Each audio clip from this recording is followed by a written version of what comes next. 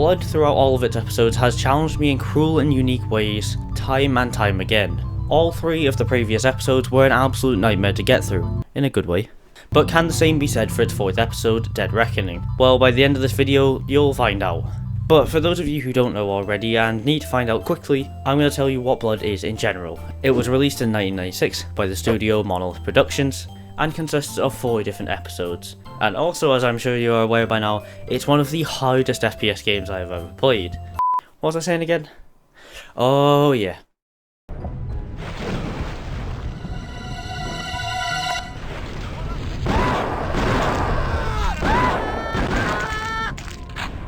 In all honesty, there is not a lot that's new in this episode. I think this episode of Blood is more so meant to test how good you've gotten at the game throughout the previous 3. The previous 3 episodes kept introducing new, more and more challenging enemies and other obstacles for you to tackle.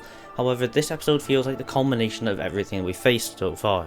And it almost seems as if it's meant to see how much you've actually learned throughout the game, and you best hope that you've learned something. In terms of enemies, there's literally no new enemies apart from these bat things, but I don't really want to count them as a new enemy, because they don't really do anything.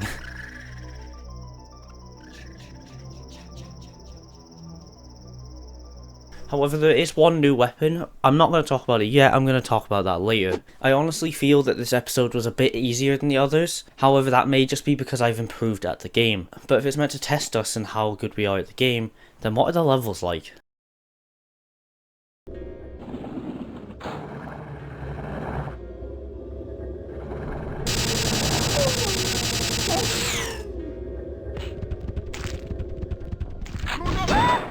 The levels here are a lot better than what we saw in the last episode. I still think episode 2 probably has some of the best levels out of all the Blood episodes, and they're probably the most interesting and creative ones, but episode 4 does a good job of also doing that. The first level's odd, but it's not a bad thing. I don't know how to describe it, but I think it looks really cool, and the starting area does look like a mad scientist's lair.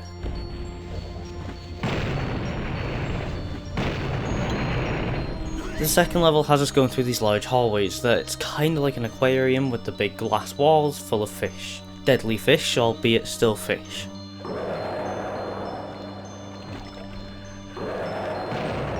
In level 3 we swim out of this large silo and go to explore this factory looking area, and unlike episode 3, this doesn't really get that boring, because it's not here all the time.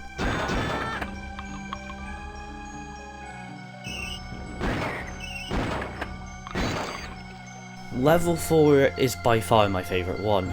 We're put into these deep, dark woods, full of cabins which are then full of enemies. And in one of the first cabins you can also find an Easter egg to Friday the 13th with Jason's mask being hung on the wall. If you go up to it and press on it, it will say kill. This level does also see our good friend from episode 2 show up once again.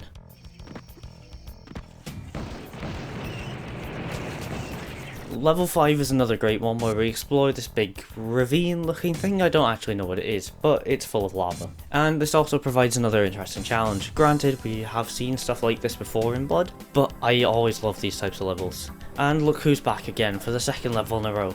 This one is very easily solved, and I'm pretty sure she actually killed herself in this playthrough.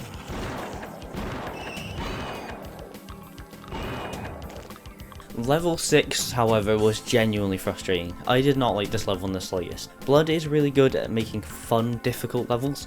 This was not that.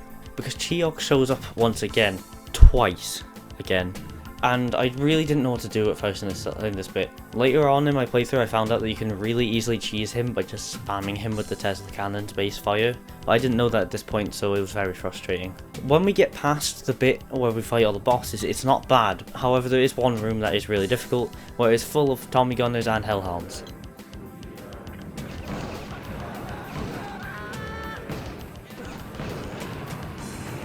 The final real level before the boss is quite cool actually, and it may somewhat be a bit of where Ultra Kill got its inspiration from, and maybe even a bit of Dusk too, because we're in this big fleshy building. I don't know what it's supposed to be, but it seems that whatever we're inside is alive.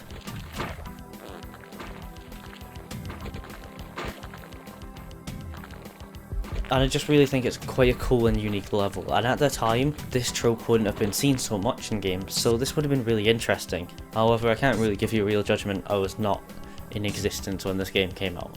And finally, we can talk about the boss later, because there's a lot I want to say on this fight. But now, remember when I mentioned that new weapon? Well, we're going to talk about that now.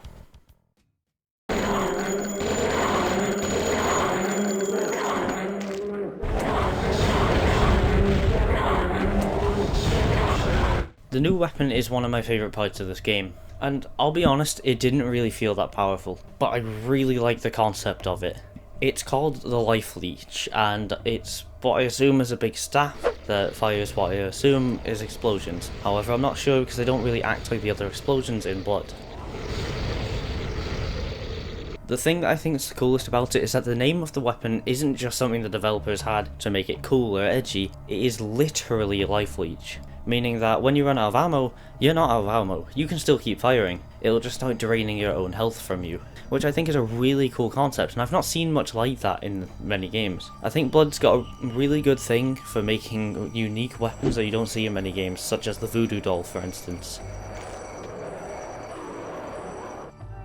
I think the only real shame about this weapon is that it didn't feel so powerful, because I rarely used it and I wish I would have used it more because of how cool it really was. For instance, I tried to use it on Shial and it barely made a scratch on him as far as I'm aware.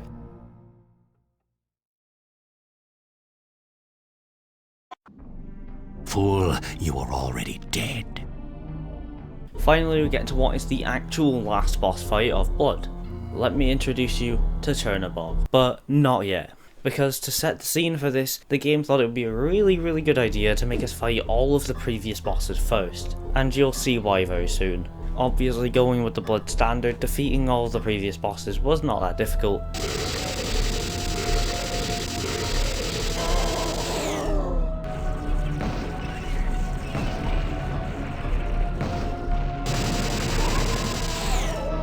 Will Chernobog make up for this? No. I'm not joking when I say it literally took me the time from when Chernobog left his throne to just around this corner to kill him.